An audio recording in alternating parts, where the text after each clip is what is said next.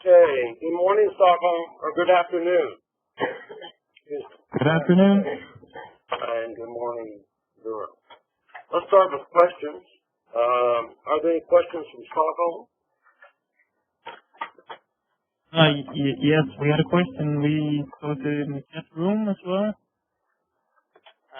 It's regarding homework number 5. Number 5, yes. Yes. When we use the reversal condition, we end up with a differential equation of alpha double prime plus some constant times alpha equals 0, which seems to have no solutions other than alpha is 0. Get quite stuck in that. Yeah, I don't have a copy of homework number 5 in front of me. Does anyone else happen to have a copy? This is the one day I didn't bring it. Okay.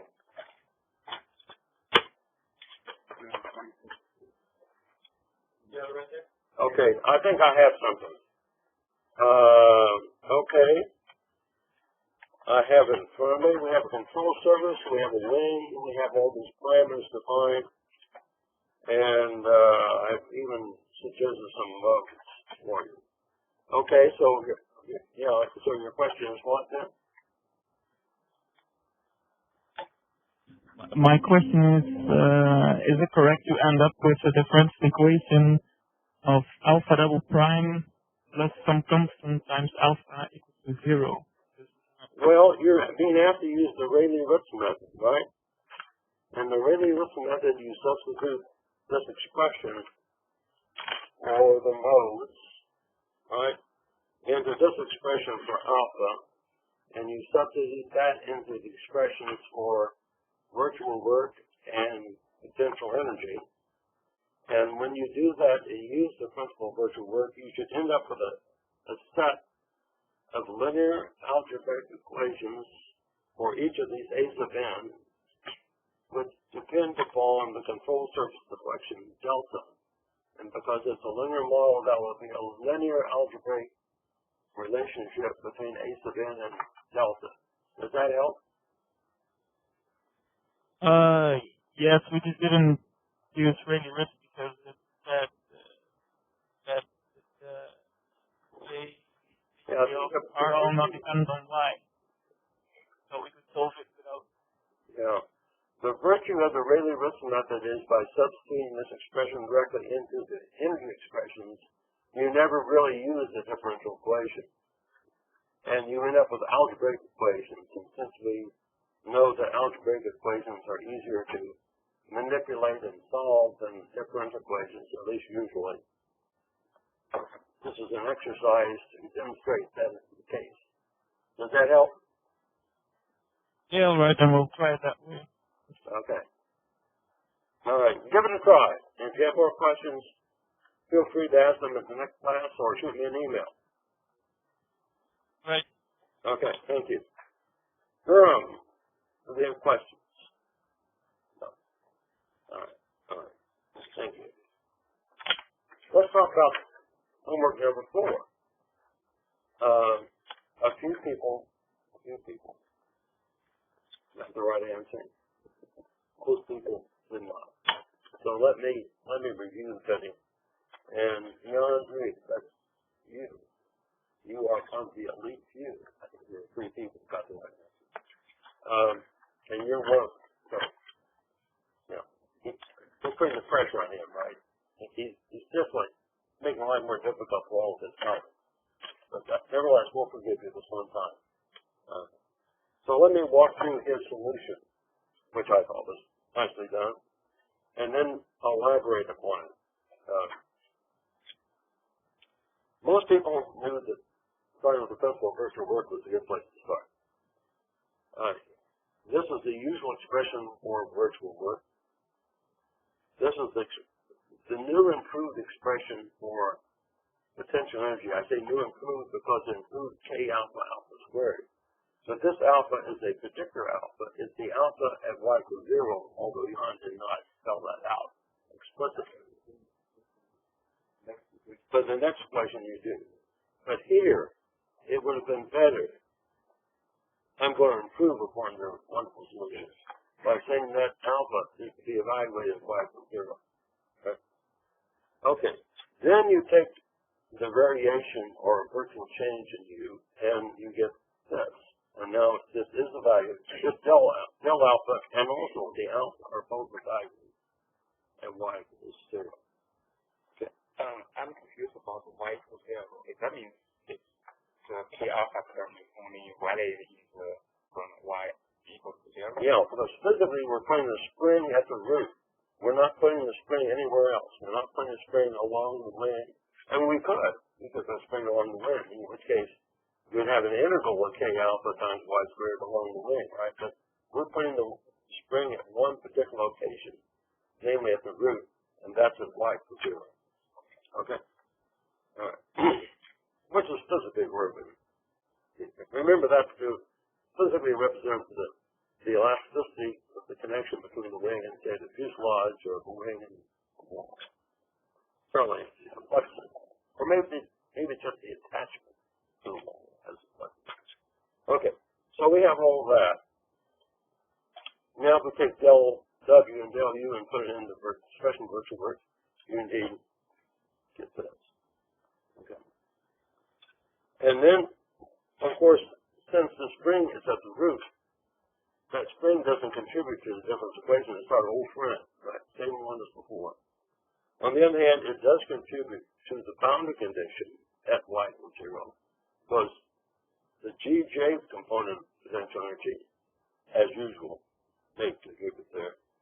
And also, the K alpha may contribute there. So, he didn't quite write this, but it's really all this times del alpha equals 0. But now, because we have a spring at y equals 0, del alpha and alpha itself does not have to be 0, in general will not be. Therefore, since del alpha is to be arbitrary within higher geometric constraints, the thing that multiplies del alpha at y equals 0 must be 0. And I think most people, not everyone, but most people still got the differential, the boundary condition. You knew that there was a different boundary condition for the spring. That's a good thing. Okay. So now we enter in the details of the aerodynamic model and simplify it, and that gives us our differential equation. And since these things are all constants, that simplifies this way. And then you non-dimensionalize. There's a non-dimensional form of differential equation.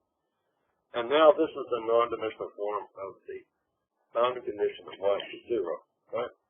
And then there's also a boundary condition at y tilde equals 1 or y equals L, which is d alpha dy or d alpha dy tilde is 0 at y equals L, right? So I've got two boundary conditions. I have a second order difference equation. The solution of the difference equation, which most people wrote down correctly, is that, the non-dimensional form. Now I'm going to determine A and D by applying those two boundary conditions, as usual, except the boundary conditions are different. That's what's not the same as before. Okay. So if you apply boundary conditions y tilde equals 1, you get a relationship between B and A. And you apply the boundary condition, this boundary condition of y equals 0, you get this. So now I have two equations to two unknowns A and B. The mistake that most people made is that somehow you thought, most people seem to think that alpha at y equals 0, alpha at the root was a separate thing, right? They weren't quite sure what, but it was a separate thing, and they carried that along as a separate parameter. But alpha at the root is entirely known in terms of A and B if I can determine A and B, and the way I determine A and B is applying those two boundary conditions. Okay. I'm looking at the people in German, they're all nodding. Does that mean you agree? Okay. How about in Stockholm? Do you agree with what I said so far? Yes, pretty much. We can follow everything. It's hard to read. Okay. It's hard to read. Oh, it's hard to read. Oh, yeah. We're working on that. We ask you to do the best you can today, and hopefully the recording will be all right. And I don't want to touch that. Yeah, we're going to try and get a better camera next week. Perfect. Okay. Like it? So this will be on Oh, time. What we'll do, we'll put the solution on Skype, so you can look at it on Skype. Now, if I solve those two equations for A and B, you get these two expressions. Okay? And then you put those expressions A and B and back into the equation for alpha, and you get S. Okay? Now, let's look at this. Well, let's look at this. Remember, divergence is when alpha gets really big. And there are three different terms here, right? All of them are proportional to alpha naught, as they should be. It's a linear model. If they were all proportional to alpha naught, that would tell me right away I didn't do something I should have done with respect to algebra. Right? Of the three terms, this last term, which is just minus alpha naught, never goes to infinity. Okay? Well, let's look at the other two terms. Both of these terms can go to infinity when this denominator goes to 0. And note that when the denominator is 0, even though beyond wrote it in slightly different forms, that is, they wrote the denominator in slightly different forms, that was just to confuse us as much as possible, right? Even though he wrote it in slightly different forms, when the denominator is equal to 0, it's really the same condition. This is not a coincidence. If it didn't come out this way, again, I would know something is wrong, because there should be just one condition when things blow up. And both of these terms blow up, right? This one doesn't blow up, but both of these terms. Okay. And it's this condition. He wrote it this in a certain form. I noticed you didn't actually solve it. You could have solved for lambda in terms of k or k in terms of lambda. You did not do that. Wow. Actually, one of the others is that, but let's look at this. And I'm going to write this in two different, this is the condition. Well, Jan wrote it in two different forms, so I'll write in these two forms because I know where I'm going, right? That's why I'm writing these two forms. This is basically the same condition, but in the two forms. I like this one because when k is small, in particular when k goes to 0, that corresponds to no string. That tells me that the eigenvalues are the zeros of tangent lambda, which are the zeros of sine, which includes lambda equals 0. The zeros are lambda equals 0, pi, 2 pi, and all that, right? Remember, the low score wins in divergence.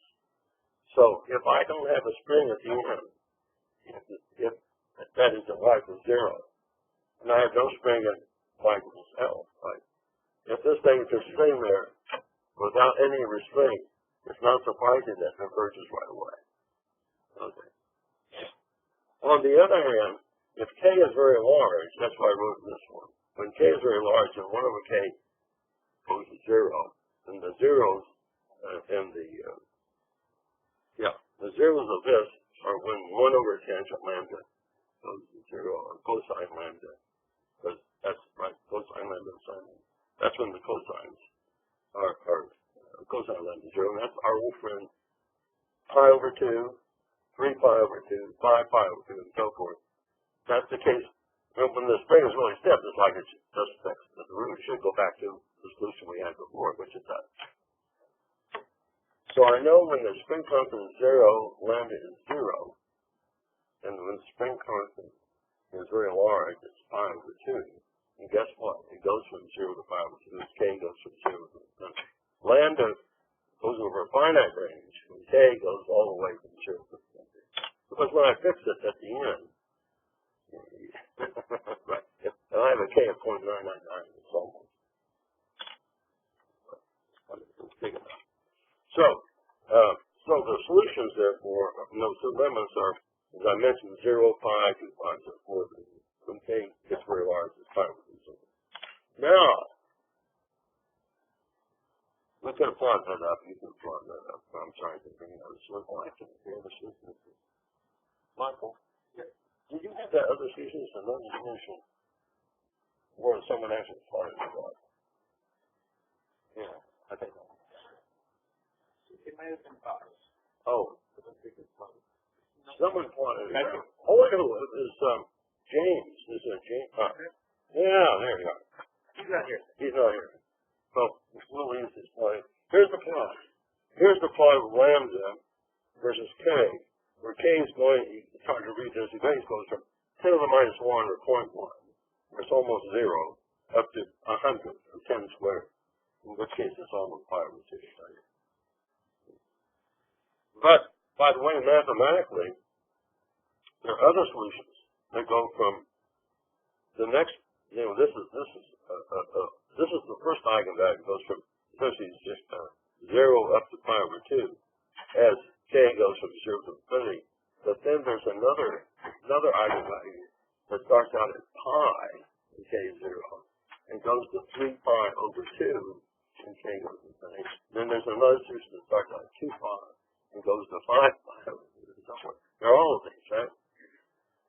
And if I'm thinking of eventually doing a Rayleigh-Ritz analysis, those other eigenvalues and the associated eigen functions might be interesting. Agree with that? Okay. So let's talk about eigen functions. Before I lose it. Let's talk about eigen functions. Let's go back to this equation. The eigen functions is the combination of dominant terms when this denominator is tending towards 0, right? When I'm tending toward an eigenvalue. So the eigen functions for this case, for a given k, involve both a cosine and a sine, right? It's some combination of sine and cosine, with lambda replaced by its eigen. By contrast, if we have something that's clamped at one end and free at the other end, it's clamped at the root and free at the tip, then the eigenfunctions, as we noted in the homework, are these sine functions. That's sine pi over 2 lambda tilde sine 2 pi over 2 lambda tilde so forth. The eigenfunctions for the other case, in the limiting case of k goes to 0, it turns out the eigenfunctions are cosine. So it's cosine of lambda. So again, we're in the eigenvalue times quite cosine. For the 3-3 case, those strings, the first eigenvalue is 0. So the first eigenfunction is just 1. It's a constant entirely along the length. The second eigenfunction is cosine pi y. The third one is cosine 2 pi y. Okay. So let's write that down, even though I knew Jan knew this, but he just left his meter right there. So for the case of k going to infinity, it turns out the eigenfunctions, the alpha n, are sine 2n minus 1 over 2 pi y tilde. Right? And then the other limit, k approaching 0, the eigenfunctions are cosine n pi y tilde. This one includes n equals 0, by the way. And now this one, it doesn't include n equals 0 because n equals 0, this is negative number, so it's not. Right? This only goes from 1 up to 2 up to 3 or something. Okay. So now I've got lots of eigenfunctions. Every time I change k, I change the eigenfunction, right? So I've just written down the 2 that corresponds to those 2 limits of k large and k small. Now I have a question for you. If, on the final exam, I'll get your attention, right? If on the final exam, or in a future homework, I said, I'd like you to solve this problem again using Rayleigh-Ritz. What eigenfunction, this is the question, what eigenfunction would you use and why? We will have a pregnant pause now while everyone thinks about that. In Stockholm, you can think about that too. If you were going to use a Rayleigh-Ritz approach, which you are doing presently in Hamburger, is it fine? Yeah, fine. But that's for the special case where it's clamped at the root, but you know what eigenfunction to use it, as I told you. But in this case, what eigenfunctions would you use and why? One thing you can do, one thing you could do, which is not a good idea, by the way, but one thing you could do is for each value of k of interest, you could determine the eigenfunctions, right? And use them. But now if I want to do 35k's, that means I have to use 35 different sets of eigenfunctions to work out the output. Do I want to do that? Do I want to do that? Maybe. Right. That's a good answer. I don't want to do that. I want to use one set of eigenfunctions for any k value. So, what eigenfunctions might you use?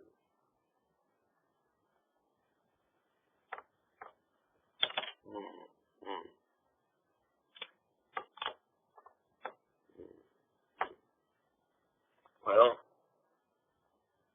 likely it's going to be one of these two limiting cases. Although I think I haven't done this. I think you actually picked up an eigenfunction for say k from 1. You might get a decent answer. I'm not sure about that. But if I only had a choice between these two limiting cases, which of these two sets of eigenfunctions would I use and why?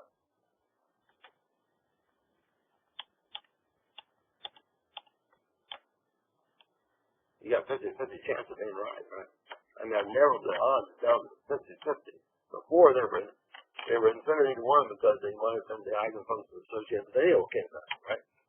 And now we're down to one or the other. We can have a vote. You want to vote? Or in engineering, you really shouldn't vote. Try to really avoid it. You can vote, but chances are being the right answer is not high if I voted. That's good. So which one would I use? Well, let's go around the table. Which one would you use? I use the cosine. You're going to use the cosine function? Yeah. Okay, and why are you going to use the cosine function? I just do. Yeah, it's off. Okay. And which one? Cosine is equal to 0. Yeah. 0. Yeah. So which one you want to use? Sine? Cosine. You see that? I think you've set a trend here, yeah. Cosine? Yeah. I would do cosine.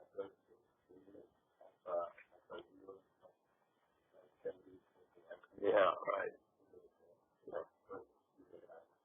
Yeah, so you actually have a reason. That's good. Yeah. So if you want to fuck the trend here and be... Okay. Yeah, you want to use cosine. There's no explanation nonsense. Once I have a spring, alpha at y equals 0 doesn't need to be 0. But if I use these functions, I force the solution to be 0 no matter what the k value. And I surely know when k gets small, y isn't going to be 0, right? It's going to be pretty big. And what do we mean by pretty big? I mean that the alpha at y equals 0 is substantial compared to y equals alpha at y equals 1 or 1/2, right? It's all relative, right? The point is that the deflections, or in this case the rotation, at the root, when k gets small, it's going to be almost as big as at the tip. In fact, it turns out in the limit, k going to 0, the whole thing just behaves like a rigid body, right? And alpha is the same to every possible y value. So using these eigenfunctions would not give me a very good answer for small k. And from the standpoint of virtual work and virtual energy and all those virtual changes, unless I insist that it's exactly 0, some deformation is exactly 0, I will leave my eigenfunctions or my modal functions unconstrained at that point, right? So the great principle of virtual work can adjust everything to satisfy not only the differential equation, but the boundary condition. Okay. With this one, and that's what we're going to solve. Very good. All right. home, any questions from your end? Now that I beat that horse very badly.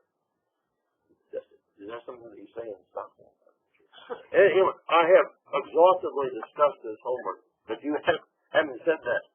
Do you have any further questions about it? No further questions. Ah, okay. All right. So let's move right along. Let's see what else we can do today. That would be fascinating. Last time we started from Lagrange's equations, which everyone said that you knew and loved and understood, and derived Hamburger's principle. Right?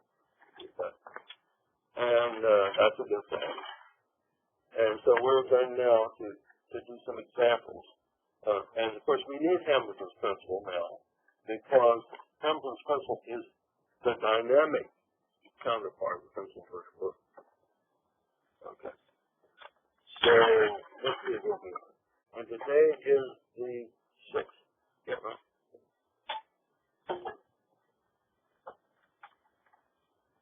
All right. So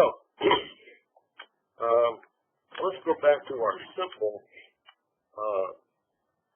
system, and then we'll generalize it. So our simplest system was our airfoil on a torsional spring, right?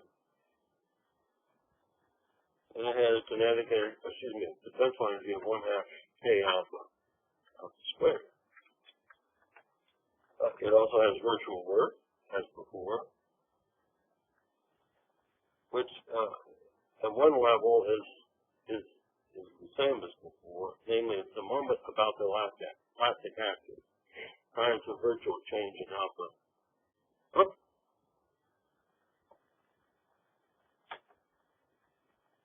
Oh, interval, yeah, I'm not doing the wing, right? I'm just doing the. So this is the entire moment, aerodynamic moment times del alpha. And also, we now have kinetic energy. And I will write it down this way, but then up. I'll write it down this way. Where this is the moment of inertia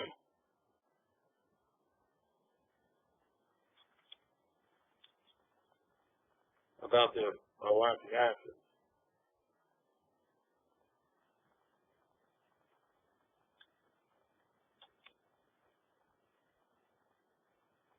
Well, where does that come from? So let's dig a little deeper on that because it will be useful later. And then we'll take all of this and drive an equation of motion. Where did this come from? Kinetic energy is always 1/2 the mass times the velocity squared, right? Linear velocity squared. And I'm going to call that W dot.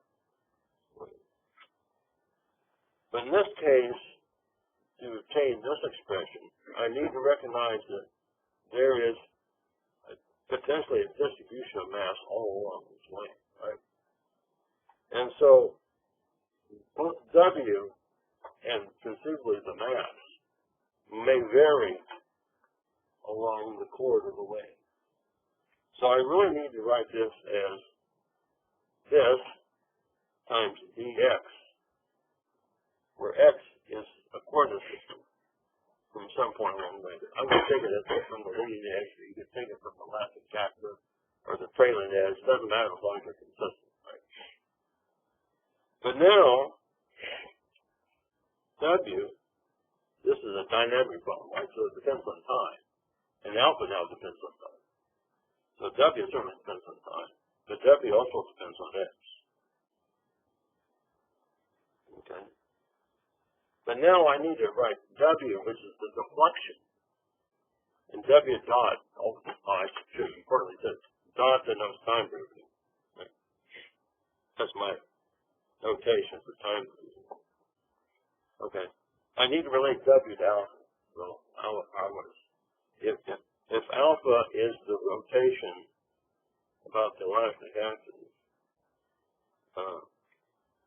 what is the deflection at any point along this chord. And presuming it depends, presuming I can write this in terms of x and l, one hopes, right? Okay. So I'm rotating about this point. This point I'll call XEA. That's the position of the elastic axis. That's the distance from the leading edge back to where the spring is attached. Right? And I'm thinking about this rotating nose up. And then you have to tell me whether you want your deflection W to be nose, not nose up, you want the deflection W to be up or down. Of course, it really won't matter why, because I'm going to square it. So at the end of the day, I can adjust that. But nevertheless, we try it out here. So let's take W as positive up.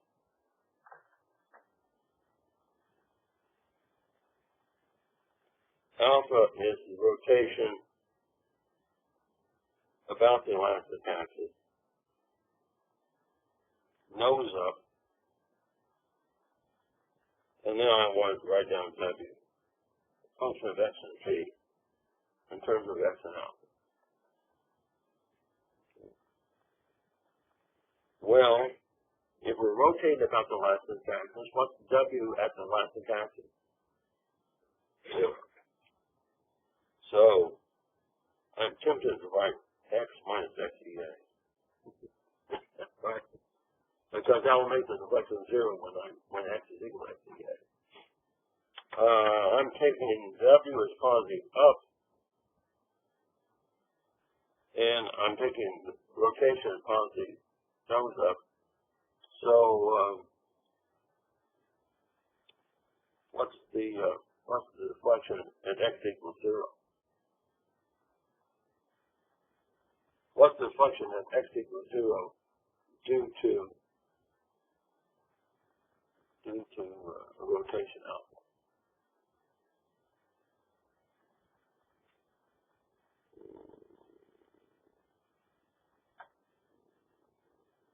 Not sure.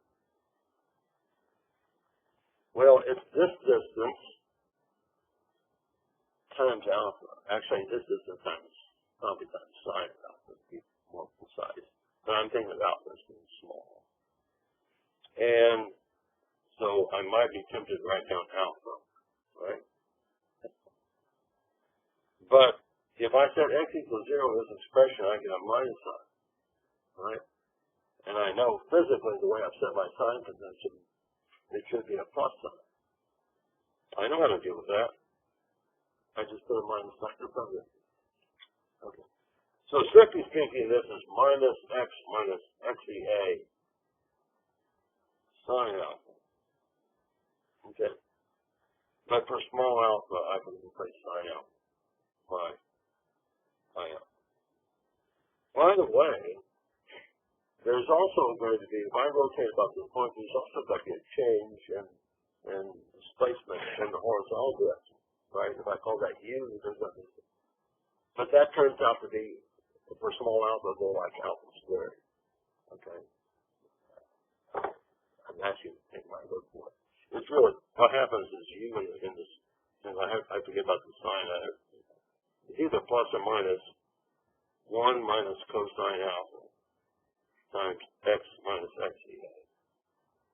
If you work out the horizontal displacement due to that rotation, the displacement means I move from one position to the next, right? It's a displacement. It's a change in position. It's a displacement. U is a displacement. It's not the position per se. Now, in the case of W, the initial position is just 0, right? But in case of X, in case of the U direction, there's an initial position and then it moves because I have an alpha. Note that if I expand cosine alpha in Taylor series, I get 1 minus alpha squared over 2. That 1 cancels this 1, and therefore this is proportional to alpha squared. And since I'm going to be thinking about small alpha, I'll ignore effects that are alpha squared compared to effects that are alpha. But if I were going to do a full nonlinear theory with large alpha, then then I would want to include U as well as W, which is normally not something we do, but there are occasions when that is needed. Okay, so now I've got W. Now I can put that in here, right? And when I do that, magically, we'll get this. All right. Okay, so let's do that. And let me do that over here, so we'll still be on the same page. So I'm going to take T, which is 1/2 integral M W dot squared dx. Integral from say 0 to C, where C is the chord of this airfoil. And W is this. W dot is this with a dot over alpha. X doesn't depend on time, right? X just tells me where I am. So this is now 1/2 alpha dot squared. So I get the alpha dot squared, which I can take outside since alpha dot itself doesn't depend on X, right? Alpha dot squared times integral from 0 to C of, I was very careful about this minus sign, but now it's right? Really good. But if I want to know where W is, I need that, right? But for this purpose, I don't. So this is X minus XEA times squared times M dx. That's what I mean by alpha. That's the moment of inertia. That's the moment of inertia about like that. It's amazing how it's not uncommon for people to get the kinetic energy wrong. And when you're using Lagrange's equations or Hamilton's principle, and it's always the same thing to go back to and work out the algebra and work out the expression. Okay, so now we're in good shape. We've got potential energy, virtual work, kinetic energy, and we can use Hamilton's principle, right? Shall we do that? Okay, so Hamilton's principle, integral from T1 to T2 of del L plus del W dt equals 0. We've been doing del W for quite a long time. Del L is, of course, del of T minus del of U, and L is just T minus U. And we've been doing that a long time, too, and currently, we're not going to change anything for U and del W, so we'll have to just concentrate on doing del T and see what that will do. So del T now is the del of 1/2 I alpha dot squared. Okay. And using the virtual operator in its usual way, we have 1/2 2 I alpha 2 alpha dot del alpha dot. That's a virtual change in kinetic energy. The two tactfully cancel. And now I have del alpha dot. Well, let's put that along with our previous expressions involving del W and del U back in here. So what we have integral from T1 to T2 of I alpha dot del alpha dot. We have minus del U, so that's minus K alpha times del alpha. And then we have some M sub Y times del alpha. dt equals 0. So that's Hamilton's principle at this stage of development. And remember, we're trying to use this to develop equation motion and people what you probably expect to have. But we're showing you how you get it in this simple case from Hamilton's principle. What I want to do is I want to have a form which involves only alpha, right? But I've got one term which is del alpha dot, so I need to do something about that. But we use one of the few tricks I know involving the integrals, namely integration by parts. So we integrate by parts. So we get I alpha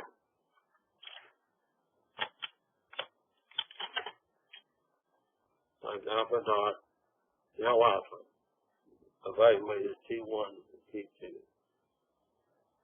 plus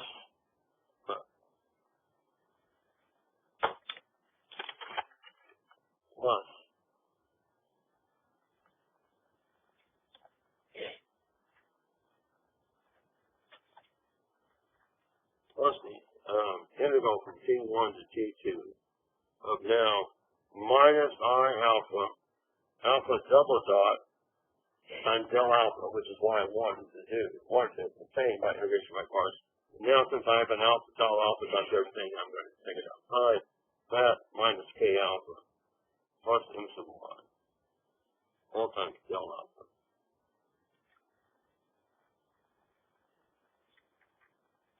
dt equals 0. And in the usual fashion, I say del alpha is arbitrary, therefore I can, the only way this would be true, forget about this for just a moment, is for this, so I have minus I alpha, minus K alpha, plus M sub y equals 0. Well, what about this term? Well, you can define the rules of the game such that although we imagine changes in alpha of any sort, they can be arbitrary between T1 and T2. Right at the endpoint in time of T1 and T2, we insist that del alpha be 0. That's the usual rationale. There are actually applications where you retain this term and don't insist on it. That's usually in the context of optimization and finding optimal trajectories of dynamical systems. And so there's a literature on this measure. But for our purposes, we're going to almost universally discard this term. So now we have this equation motion. And that's a good thing. Yes. Can you repeat how you consider that variable? I insist, I establish the rules of the game. I insist that my del alpha be 0 at T1 and T2, but otherwise it can be arbitrary. So I'm just saying that's what I'm doing.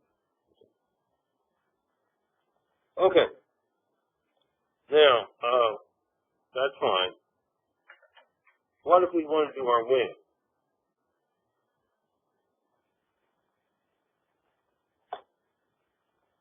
What if we want to do our wing? Well, the result would be, by using the same logic, the kinetic energy would still be 1/2 I alpha times alpha dot squared. But now, of course, alpha depends on y as well as time, right? Not on x, but on y. And now we integrate over the span. And now this is the moment of inertia again.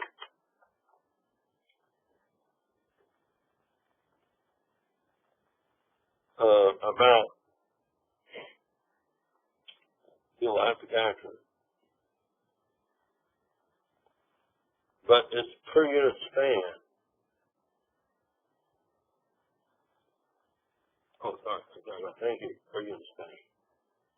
Per unit span. Okay? And therefore, the equation of motion for the wing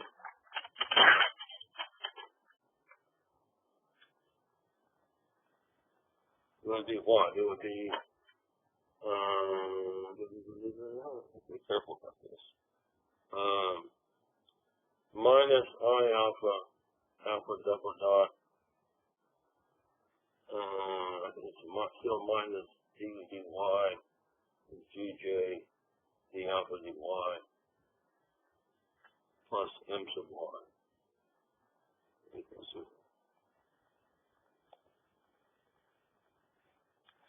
That's correct, plus or minus, subject to a minus sign, but I think I actually got the minus sign. Okay. What if we want to go beyond our simple wing model, and we wanted to do something that looked perhaps more like a supersonic, say a delta wing?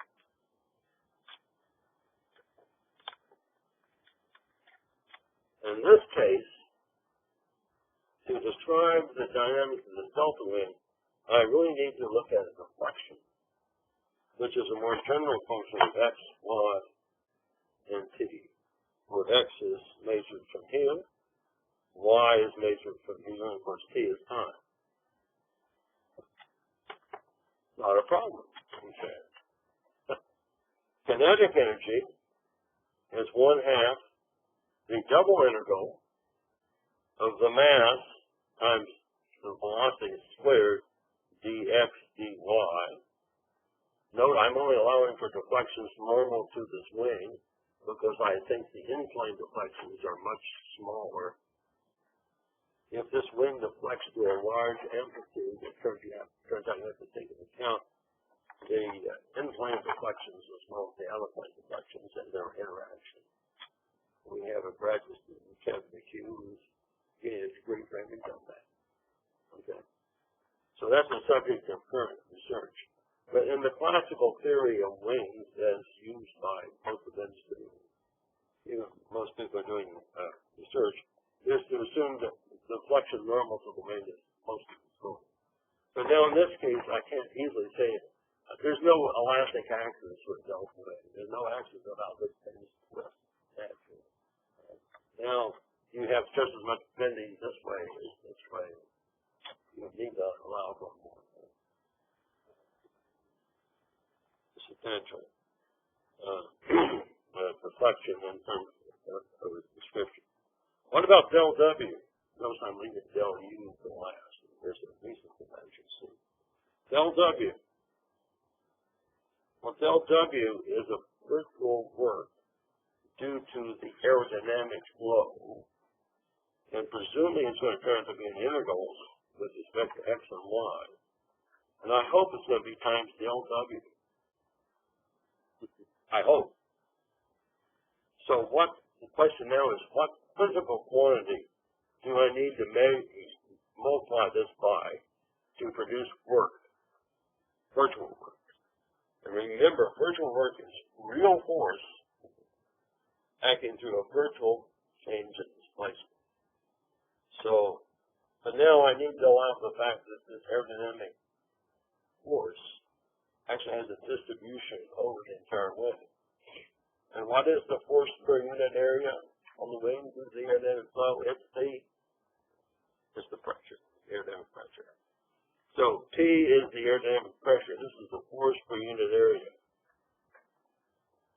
It's the aerodynamic pressure. And so the purpose of studying aerodynamics, at least in the context of aeroelasticity, is to determine how that aerodynamic pressure comes about. And physically, it will come about because when the wing moves, there will be a change in the aerodynamic pressure, right? If I fly the wing to a gust, there will be an aerodynamic pressure. So, this is why we're going to study aerodynamics. We've done a little bit of that so far, but we don't simply quite close. Okay, and then the last thing we need to do is write down del U.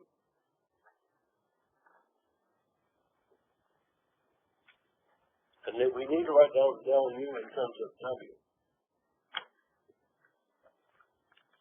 And that's a story all by itself. That's a story for a course in elasticity. Right? This is, of course, an aeroelasticity. It means we're going to talk about aerodynamics and elasticity.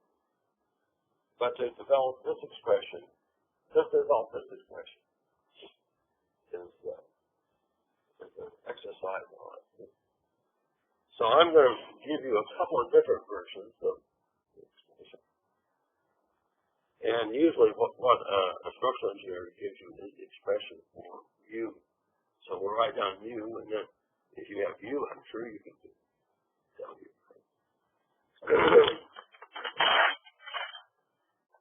Okay, so what might be an expression for U? If we think of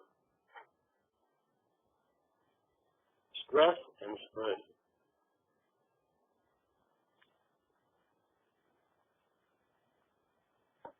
and if we assume stress is proportional to strain, that's assuming a linear material, right? Stress is proportional to strain. So this is a linear elastic solid.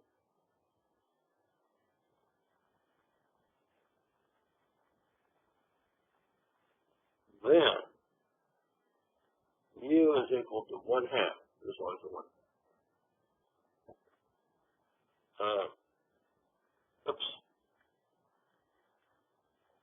This is an arbitrary elastic solid.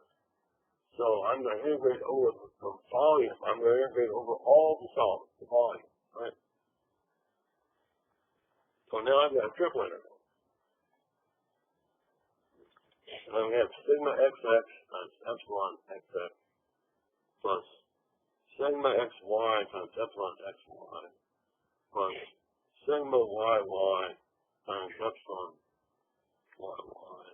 And then I've got plus some other terms. I've got sigma zz epsilon zz plus, well, I won't do all the rest, right? You can imagine that's fine. And in a equational elasticity, you look at a little infinitesimal cube, dx, dy, dz. You put stresses on the face. You assume that the stresses are proportional to the strain, and you work out the change in potential energy, or the change, the work done which creates the potential energy. You get this expression. Note that this is still an integral over z as well as x and y. But if I have a thin member, if I have a plate-like element, or a shell, it could be curved, right? It could be a shell. But the point is, the thickness of this member is small compared to the other dimensions. If I have a thin body, which a lot of structures are thin in one direction, right? A beam is thin in two directions, right? Long in one direction. The plate is thin in one direction, and thin in two others. Then this can be simplified. And that's, I don't know, that's probably half the course of some number. And so it turns out to be, for a plate-like element,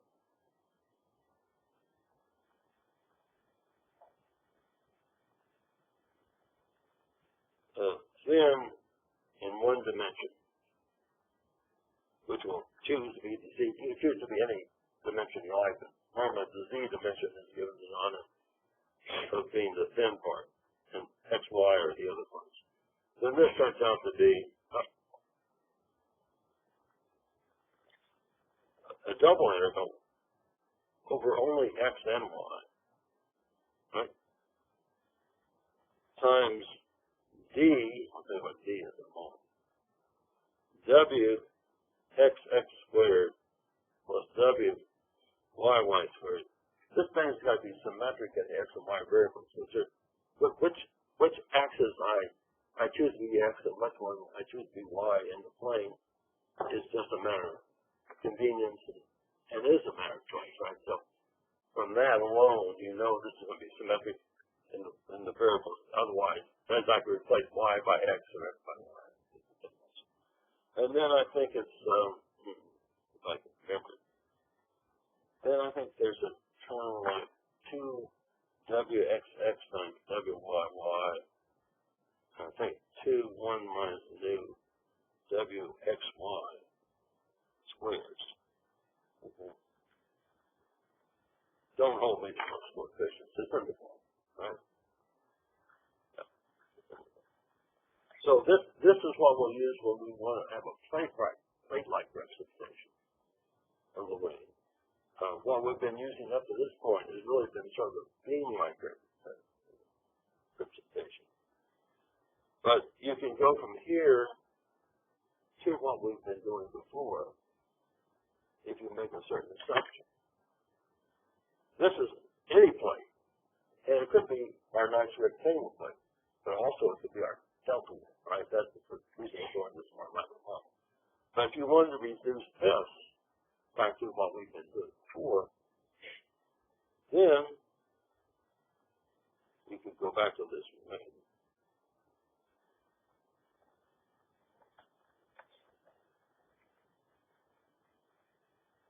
Here's our elastic acid.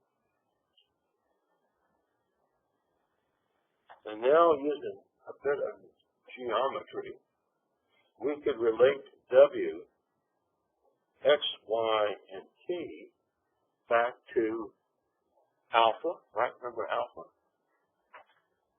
So it would involve minus, we discovered, minus X minus XDA now times alpha, which depends on both Y and T, right? But then, if I just leave it at this only allows for the fact that I'm twisting about this axis.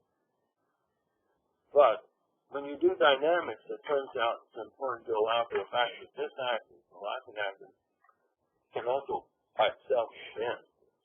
So when I have a wing, the axis can bend, and then I can twist about that axis. So even in this case, when I do dynamics, I need to allow for that. Then the question is, why didn't I need to allow for that in static? That's a good question. Let's think about that. But now I'm going to allow for it to bend as well. And by convention, if W is positive up, the bending, which we're going to call by the symbol H, is positive down. Don't ask me why people did this, but they did it years ago. It's out of my control. This is throughout the literature. So we're going to write this as minus H of Y and T, where H is the bending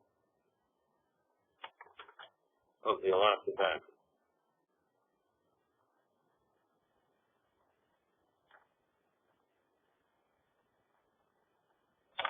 Okay?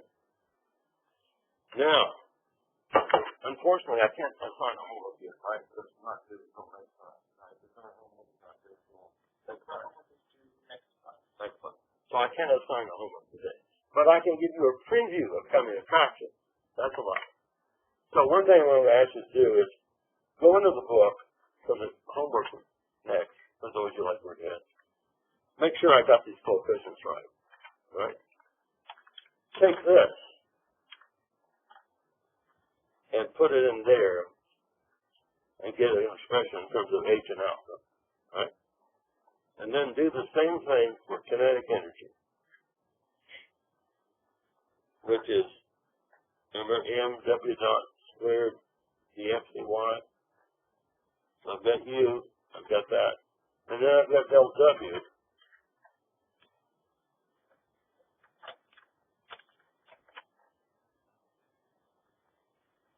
So if you take all these ingredients, you should be able to, first of all, reproduce the equation we had for this wing when we only allow for torsion, right? But you also should get an equation for H by using Hamburger function. And if you do it very carefully, you'll discover you have some extra terms, even when you only look at alpha alone. And those extra terms are normally thrown away, and you need to think about, is that legal, or it's a good idea? Okay.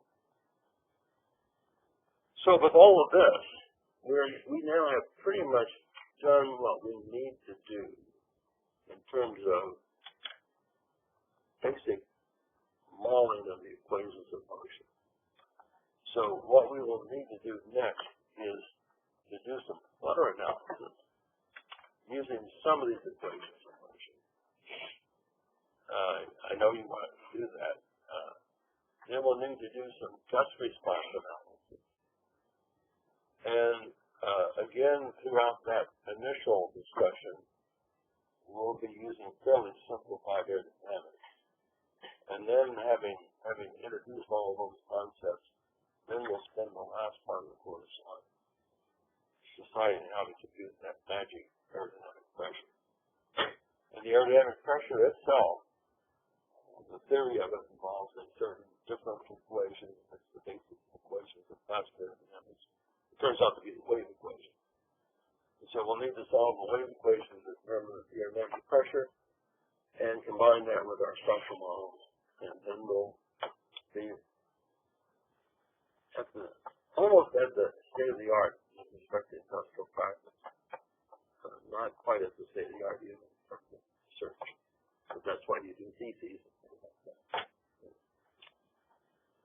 Okay, I think I'll stop here for a moment unless there are questions. Are there questions? Yes. Yes, H is a symbol we use for bending active active. So if this thing just bends and doesn't twist, H just tells you how much it bends in a beam-like fashion. It's a distance, yes. Yeah, it's measured in meters and inches. So it's like, so it is bent, this is H, but it's bending like this. That's right. That's right. So it's positive down. It is, because the aeroelastic dimension is positive. It has to do actually with the aerodynamic dimension and the way you write the downwash and the aerodynamic theory. That's why we find that one. I have a question. Yeah. What is this new? Nu, it's the Poisson's ratio.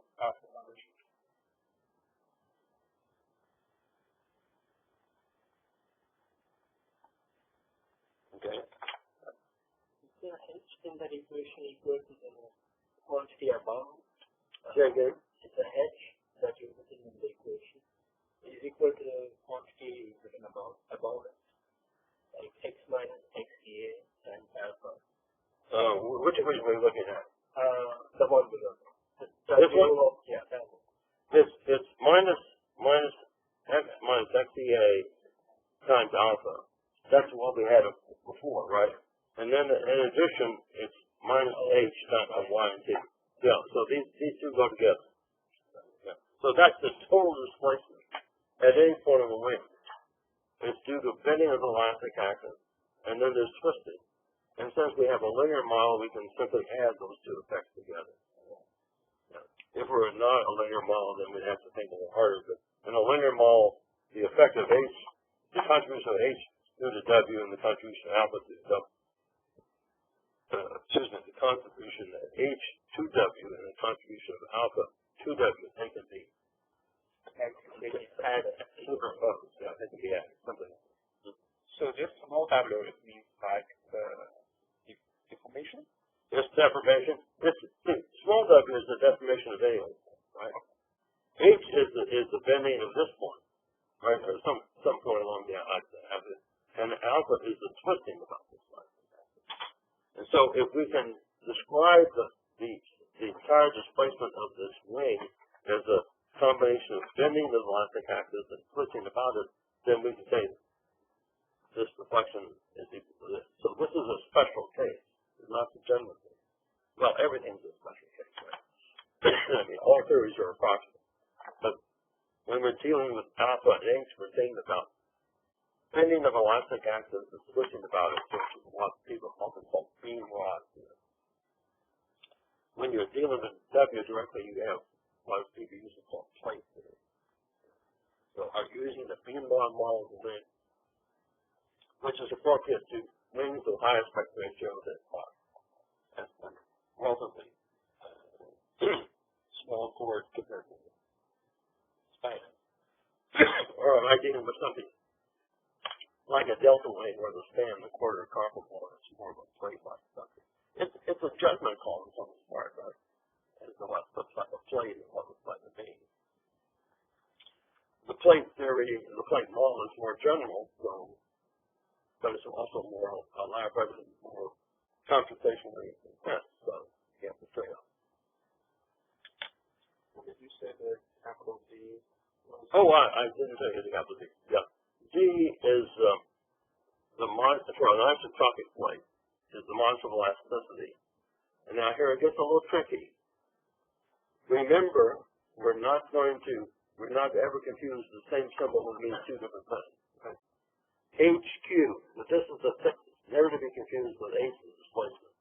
HQ over 12, 1 minus mu squared.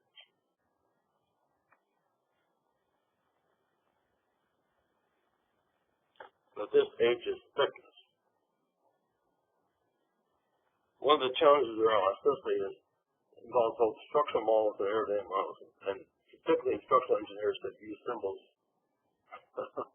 for their purposes, and aerodynamicists that use symbols for their purposes, and they didn't talk to each other in the beginning. So these symbols are more or less embedded in the literature, but you do need to think about concepts. So does D have a name? Yeah, it's usually called the plate stiffness. Yeah. It's usually called plate stiffness. Yeah. And T is just Young's modulus. E is just a Young's modulus.